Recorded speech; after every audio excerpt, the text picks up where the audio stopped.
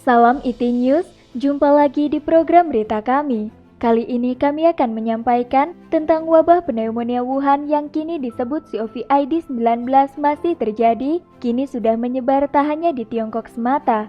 Akibatnya banyak negara membunyikan alarm peringatan untuk meningkatkan kewaspadaan. Sedangkan jalan-jalan di ibu kota Beijing pada 5 Maret 2020 terlihat mulai ramai. Ada sumber yang mengungkapkan kepada Epoch Times berbahasa Mandarin bahwa warga pendatang yang kebanyakan adalah pekerja migran beranggapan bahwa situasi sudah aman. Mereka juga mengira bahwa wabah sudah dapat dikendalikan.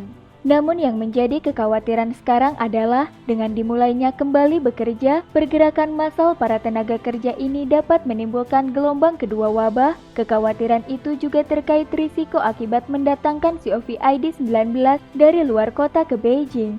Bagaimana kondisi sebenarnya? Mari simak info selengkapnya. Suasana stasiun kereta api Beijing, stasiun KA bawah tanah di Beijing mulai ramai jika dibandingkan selama sebulan terakhir. Kondisi tersebut diungkapkan oleh sumber Epoch Times berbahasa Mandarin. Sumber itu mengatakan banyak warga luar kota mulai berdatangan ke Beijing, terutama para pekerja migran. Kebanyakan dari mereka beranggapan bahwa wabah sudah dapat dikendalikan.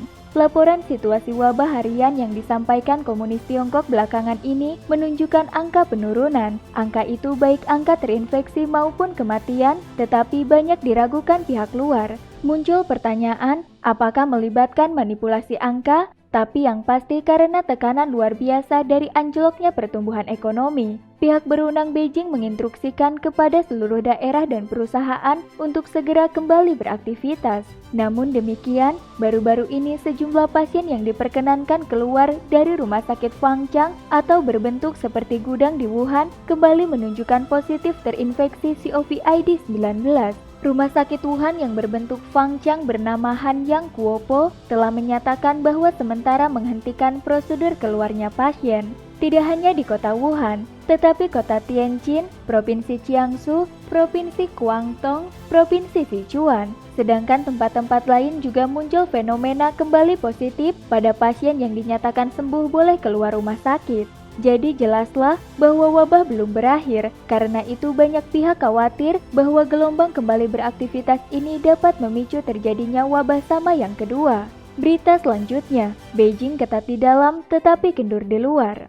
Namun pada kenyataannya meskipun Komunis Tiongkok berpropaganda bahwa wabah sudah mampu dikendalikan, tetapi pada saat yang sama Beijing justru memperkuat pencegahan wabah. Kini isolasi pada unit-unit dan komunitas masih berjalan dengan kendali yang ketat, sedangkan langkah-langkah kontrol yang lebih ketat pun diterapkan. Pada 2 Maret 2020, Universitas Aeronautika dan Astronautika Beijing masih mengeluarkan edaran yang bunyinya masih belum menggembirakan. Antara lain berbunyi, akan mengambil tindakan terhadap mereka yang dengan inisiatif sendiri kembali ke Beijing, masuk kampus secara diam-diam, dan masih mewaspadai warga yang datang dari daerah sumber wabah, baik Wuhan maupun luar negeri, jika ditemukan agar segera dilaporkan kepada pihak berwenang kampung untuk dibawa ke tempat karantina dan mengklaim akan mengaktifkan mekanisme pertanggungjawaban tripartit. Perusahaan Beihang UAS Technology Co. Ltd. menerbitkan pengumuman pada malam harinya. Perusahaan itu meminta karyawannya untuk memeriksa daftar kesehatan diri sendiri. Itu sesuai informasi yang diberikan untuk pencegahan dan pengendalian epidemi pribadi. Sebagai contoh, karyawan diharuskan memeriksa kesehatan setiap hari, perjalanan individu harus dilaporkan dan mendapat persetujuan. Selain itu, melakukan inspeksi diri apakah sudah mengikuti regulasi tentang pengendalian dan mematuhinya sejak wabah mulai menjangkit. Bahkan diharuskan agar tidak lupa mengisi laporan tentang inspeksi diri. Menghadapi warga yang kembali ke Beijing, mereka harus memperoleh persetujuan dari departemen terkait. Selanjutnya setelah tiba di Beijing harus menjalani isolasi diri selama 14 hari.